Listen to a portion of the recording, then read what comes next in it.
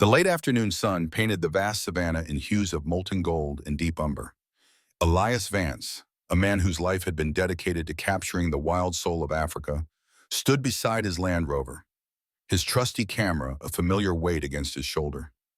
The air was thick with the scent of dry grass and distant rain, a symphony of natural rhythms he knew intimately. Yet today, the rhythm was about to shift, subtly, terrifyingly. From the shimmering heat haze of the tall grass, a shadow detached itself, resolving into the magnificent form of a male lion. Its dark mane rippled like a storm cloud, a crown of raw power. Elias froze, his camera instinctively rising, lens focusing. But this was no ordinary encounter. The lion approached, not with the predatory grace he expected, but with an unnerving, deliberate gentleness. It stopped mere feet from Elias, its amber eyes locking onto his. Then, with a slow, almost tender movement of its massive head, it nudged the jacket hanging from the open door of the Land Rover. Its powerful jaws closed around the fabric, not tearing but lifting. A surprisingly delicate theft. Elias was stunned. He continued to snap photos, the automatic click of the shutter a counterpoint to the thudding of his own heart. The lion turned and melted back into the grass, his jacket held securely. An animal stealing a human garment was unusual, yes, but the way it had happened, the lion's inexplicable precision, resonated with something deeper. An unsettling sense of purpose, of intent, clung to the act. This wasn't just instinct. Driven by a primal curiosity he couldn't articulate, Elias tracked the pride. The golden light was fading as he found them, nestled on a secluded ridge overlooking a dry riverbed. There, amidst the tawny forms of resting lionesses and the clumsy play of tiny cubs, lay his jacket, placed intact, a soft, familiar blue against their wild coats. The male lion, the thief, lay a little apart, its head raised, its gaze fixed on Elias. It was unnervingly deliberate, a profound, silent communication that bypassed all known boundaries. Elias felt not observed, but addressed. He lowered his camera, his eyes scanning the immediate surroundings, a low hum of unease beginning to vibrate beneath his calm exterior. On some nearby acacia leaves, he caught a faint, almost imperceptible metallic sheen, like fine dust, but not quite. The earth beneath them, too, seemed strangely uniform, dry in a way that felt unnatural, not just parched by the sun.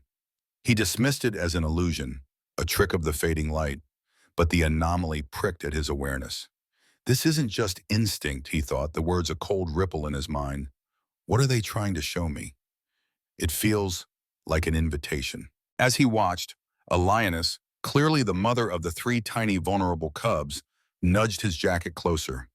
She settled her massive head beside it, her eyes half closed, as if it belonged there, a part of their natural tableau.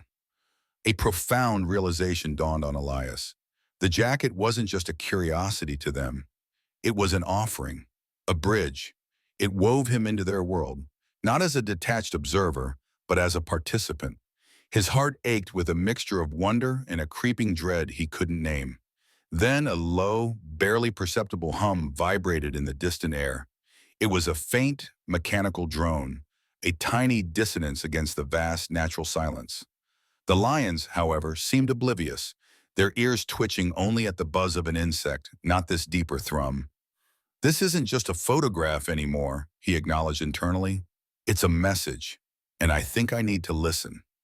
The pride, seemingly satisfied with their silent communication, began to stir. They moved off into the deepening twilight, leaving the jacket nestled with the new cubs. The male lion, before disappearing into the shadows, turned its head, casting one last deep look at Elias, a gaze that held both expectation and a warning.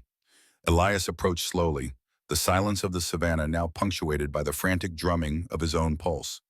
He retrieved his jacket, feeling its unexpected weight, now imbued with a new, sacred meaning, a silent covenant forged in the wild. Back at his camp, sleep was elusive. His mind replayed the amber eyes, the unnerving gentleness, the quiet authority. Restless dreams filled his tent, a kaleidoscope of dark manes and an unspoken understanding that chilled him to the bone. He checked his equipment, every lens, every battery. An unshakable feeling settled deep within him. His mission here had profoundly shifted.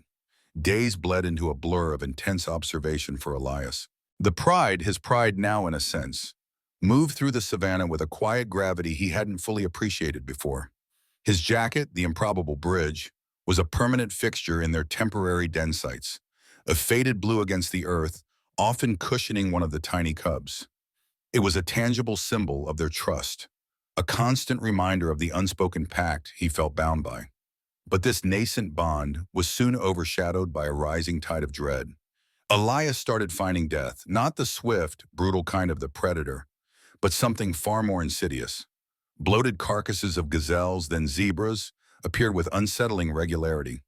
Their bodies bore no visible wounds, yet their decay patterns were grotesque, accelerated, and accompanied by a faint, sickly, greenish discoloration that stained the ground beneath them. Then the discovery of a young rhino, its massive form lying silent, confirmed Elias's worst fears. A deep moral conviction seized him, overriding years of strict photographic protocol. He couldn't just document this silently. Armed with sterile kits, his hands trembling, he carefully took tissue samples from the dead animals. He photographed the strange coloration on the ground and the delicate leaves of nearby acacia bushes, his lens capturing the disturbing anomalies that hinted at a pervasive, invisible poison. He was intervening, breaking the cardinal rule, but he knew he had no choice. The lions, particularly the male, became his unnerving guides. Their behavior shifted, growing more organized, more deliberate. They wouldn't chase prey or mark territory in these moments. Instead, they would lead him. Subtle flicks of their ears, prolonged gazes, or a sudden unified turn of the pride's direction indicating specific areas. It was a clear, silent plea, an urgent communication of a shared problem that tightened the knot of fear in Elias's gut. He grappled with the enormity of his decision. To continue simply documenting was to betray the animals who had, in their own way, reached out to him. But to expose this potential ecological disaster risked everything: his own safety, his reputation, and perhaps even the precarious existence of the pride if powerful forces were at play. "This isn't natural," he whispered to himself, his voice raw in the vast silence. "This isn't disease. Something's poisoning their land, slowly killing everything." Following the male lion's unwavering stare towards the thicket near a crucial watering hole, Elias moved with heightened awareness. Parting the dense foliage, he uncovered it, a small, highly camouflaged device no larger than his fist. It hummed with a subtle, intermittent pulse, a barely audible thrum that vibrated through the earth. It was sleek, metallic, unlike any tracker or sensor park rangers typically deployed. The male lion stood a short distance away, watching Elias's every move with an unprecedented intelligence, almost like a silent, protective mentor, his amber eyes reflecting the growing unease. A wave of dread washed over Elias. The gift of the jacket hadn't just been connection. It was a desperate plea for help, a cry from the wild. He looked around, suddenly seeing the metallic sheen he'd dismissed earlier near the first encounter. It wasn't dust, it was pervasive, a fine, almost imperceptible coating on leaves and dry grass, an invisible threat now taking a terrifyingly visible toll. Reaching for his satellite phone, Elias punched in a number. To an old trusted contact in investigative journalism, he sent a coded, urgent message, stripped of anything that could be intercepted as a direct threat, mentioning only ecological anomalies and unexplained animal distress. As he finalized the message, he spotted them. Fresh boot prints in the dry earth around the device, too precise, too uniform to be a ranger's typical patrol. This wasn't just nature's plight, it was human interference. The pride's organized movement in leading him, their almost tactical guidance, was no longer merely unusual. It was a clear phenomenon of advanced intelligence, a collective understanding of an enemy they couldn't fight. He documented the device meticulously, photographing its unusual design, its faint, almost alien hum, a chilling soundtrack to his growing certainty. His own survival was now intertwined with the pride's, as he took on the unwanted, dangerous role of reluctant investigator. Back at his makeshift camp, Elias worked through the night, the glow of his portable spectrometer and bioscanner casting an eerie light on his face. He analyzed the tissue samples from the dead animals, the soil, the water, and the leaves near the enigmatic device. The results were chilling. Trace amounts of synthetic biomarkers, heavy metals, and a highly volatile, unknown compound flashed across the screen. The contamination wasn't localized. It was systemic, slowly poisoning the water, the soil, the very air, explaining the widespread animal deaths and the unnatural rapid decay. The lions, now acting as his direct, silent guides, led him deeper, past invisible boundaries into officially restricted zones. Their organized behavior was unmistakable. The male lion would pause, turn his head, and gaze intently at a specific patch of discolored grass or a lifeless bush, then move on, expecting Elias to follow. It was a language beyond words, a plea for intervention that tore at Elias's conscience. His moral conflict intensified with every passing hour. Exposing this clandestine operation could bring the wrath of powerful, unseen forces down upon the pride, perhaps even ensure their eradication as a liability. Yet ignoring it guaranteed their slow, agonizing demise. The choice, stark and agonizing, was clear. He had to expose it. Further into the restricted area near a cluster of dying trees, he stumbled upon discarded, specialized equipment. These weren't the worn tools of park rangers or conservationists. These were high-grade, military-spec materials designed for precision and covert operation. Nearby, intricate boot prints, unlike anything he'd ever seen in the bush, confirmed a highly sophisticated, clandestine human operation. "This isn't accidental," he whispered, his voice hoarse with frustration. "This is deliberate. Who could be doing this? And where are he?" He meticulously documented every contamination point, every piece of evidence. The click of his camera, a small, brave defiance against the growing threat.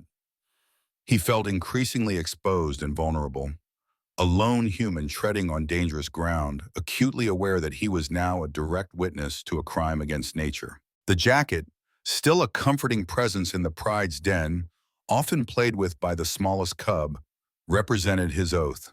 It was a heavy weight on his conscience, a symbol of a personal risk he was willing to take. Suddenly, a faint whirring sound above cut through the air. Elias looked up just in time to catch a fleeting glimpse of a small, dark surveillance drone, sleek and silent, vanishing quickly over the horizon. He knew with a sickening certainty that he had been spotted. The hunter had become the hunted. Moments later, his satellite phone buzzed. It was a cryptic, warning reply from his contact. "Go dark. They're listening. Someone big is involved." The words sent a cold shiver down his spine. The phenomenon of lion intelligence was now undeniable. They were actively communicating, showing him the severity of the threat, guiding him through a maze of hidden dangers. Near a contaminated stream, where the water shimmered with an unnatural iridescence, he found a small encrypted data chip, half buried in the mud. It hinted at data collection, a cold scientific assessment of the damage they were inflicting. The deeper he went, the more the natural silence of the savannah was replaced by a low, mechanical thrum, a constant, unsettling reminder of the unseen forces at work. Elias was painfully aware that he was not just an observer anymore. He was now a target in a dangerous game. But his deep moral conviction to protect these magnificent creatures, to honor the silent pact he'd made with the pride, overrode all his instincts for self-preservation. He would not abandon them. The satellite phone in Elias's hand went dead, a lifeless brick in his palm. His attempts to transmit detailed findings, to send the damning evidence he'd gathered, were met with sophisticated signal jamming. A chilling realization solidified. He was cut off, isolated, completely surrounded by an invisible, deliberate silence. But the urgency of the unfolding ecological catastrophe burned brighter than his fear. Driven by an iron will, he pushed deeper into the savannah, following the distinct, almost clinical trail of advanced, covert equipment. The low mechanical thrum that had been a distant hum now vibrated through the very ground beneath his boots. The air grew heavy, not with the natural sense of the bush, but with something metallic and artificial. Finally, nestled within the sheer walls of a deep canyon, Far beyond any authorized zone, he discovered it, a heavily camouflaged, clandestine research outpost. It was a scar on the face of the wild, a collection of modular structures and hum of generators, expertly hidden from aerial view. Through his telephoto lens, Elias observed personnel moving with chilling efficiency. They wore full biohazard suits, their faces obscured as they deployed more of the strange pulsing devices. Others extracted strange, glowing substances from drilled apertures in the ground, while still others meticulously incinerated organic waste in portable burners. The full extent of the human-related danger became terrifyingly clear. This wasn't just illegal dumping or shoddy practice. This was a deliberate, large-scale ecological weapon development or an illegal resource extraction project, a profound covert operation with devastating consequences. His blood ran cold. Suddenly, a shift in the air, a silent command, made him turn. The male lion, his magnificent dark mane bristling, emerged from the shadows, followed by several lionesses. They moved with an unnerving grace, not toward the outpost, but directly towards Elias, fanning out, their powerful forms surrounding him. It was a silent, powerful display of unprecedented gratitude and instinctive protection. They knew. They understood the danger he was in, and they were here. They're testing something horrific, Elias muttered, his voice a cold, furious whisper, or harvesting something priceless. This isn't just about money, it's about control, and they're willing to sacrifice this entire ecosystem for it. He worked swiftly, his camera a blur of clicks. He captured critical photographic and audio evidence, detailing the operation, identifying equipment, and even managing to snatch a discarded, partially damaged data chip from a refuse pile near the incinerator. Every piece was a fragment of the truth, a weapon against the shadow. As he prepared to retreat, a sudden clang from the outpost, then the crunch of gravel under heavy boots, froze him. A heavily armed patrol, silhouetted against the canyon wall, was heading his way. He was almost spotted. Just as his breath hitched, the male lion let out a thunderous, strategic roar, not from Elias's position, but from a different direction entirely. The patrol stopped, then changed course, diverted away, drawn by the sound.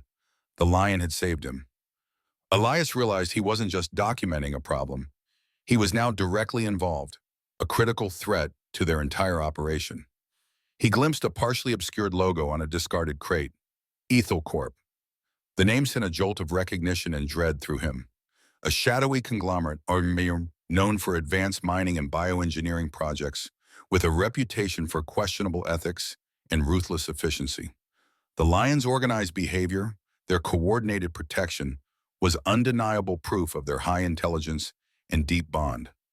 Elias felt the raw weight of the conspiracy, a hidden threat that transcended simple environmental destruction.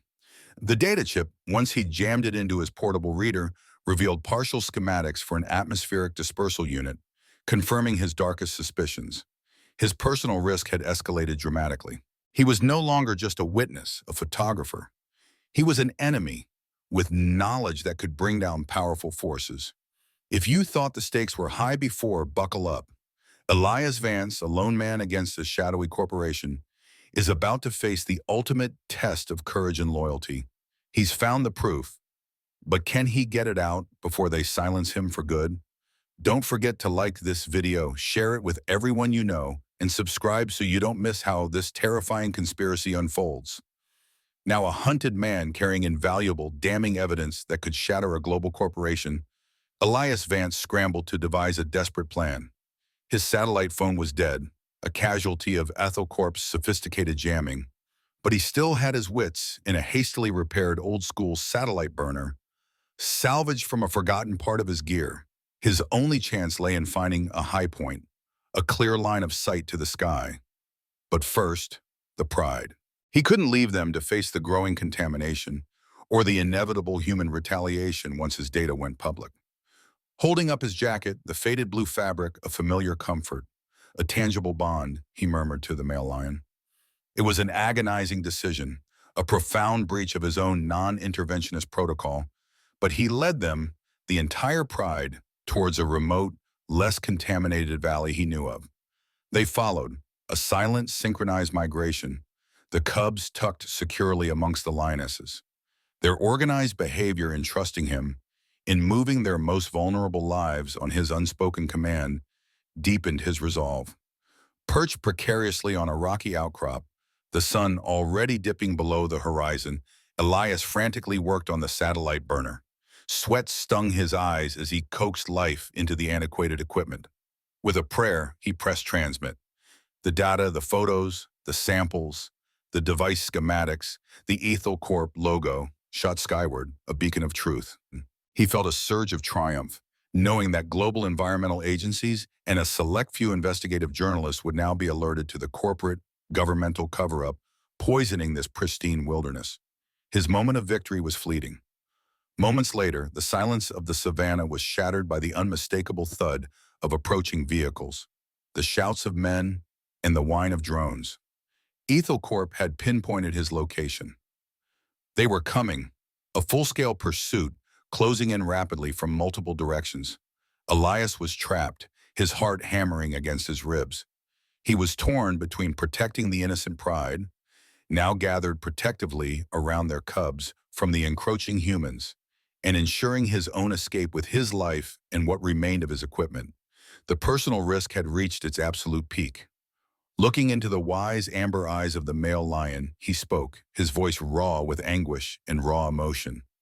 I brought this to your doorstep, but I swear I will fight for you. We will survive this. With a desperate surge of adrenaline, he created a dangerous diversion. He planted a small, timed explosive, rigged to ignite a controlled brush fire a short distance away.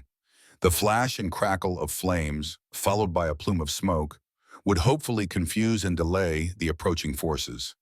The pride, sensing the imminent threat, moved, not in fear, but with a chilling, calculated unity. The cubs were herded to the very center, while the lionesses and the massive male formed a formidable defensive perimeter facing the encroaching human threat. Their collective intelligence, their unified response, was breathtaking. A tense standoff ensued as armed, aggressive Ethel Corp personnel, identifiable by their corporate insignia on tactical vests, emerged from the dense bush, closing the circle around Elias and the Pride. Their weapons were raised, their faces grim. The air crackled with unspoken tension. Then, from the male lion, came a sound that ripped through the twilight, a thunderous, defiant roar. It wasn't a growl of fear, but a primal warning shot across the bow, a challenge to those who dared profane his land. Elias knew with a certainty that settled deep in his bones that this was it. This was the final confrontation, a desperate battle for the savannah's very future. His decision to align fully with the lions, to stand with them as one, represented a profound moral shift, an irreversible commitment. Shots rang out, tearing through the twilight. The Pride moved as one, a swift, unseen force ready to defend their home and their unlikely human ally. The final confrontation exploded under the starlit canopy, a brutal clash between human greed and wild resolve. Elias, his camera now a forgotten weight, found himself in a chaotic, desperate battle alongside the Pride against the armed Ethel Corp operatives. The air filled with shouts, the crack of gunfire, and the thunderous roars of the lions. The lions, led by the magnificent male, moved with astonishing coordination. They executed precise defensive maneuvers, feigning charges that sent operatives scrambling, blocking escape routes with their sheer bulk.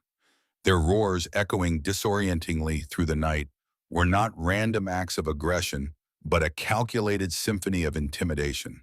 It was a display of unprecedented intelligence in battle, a testament to their deep bond and unified purpose.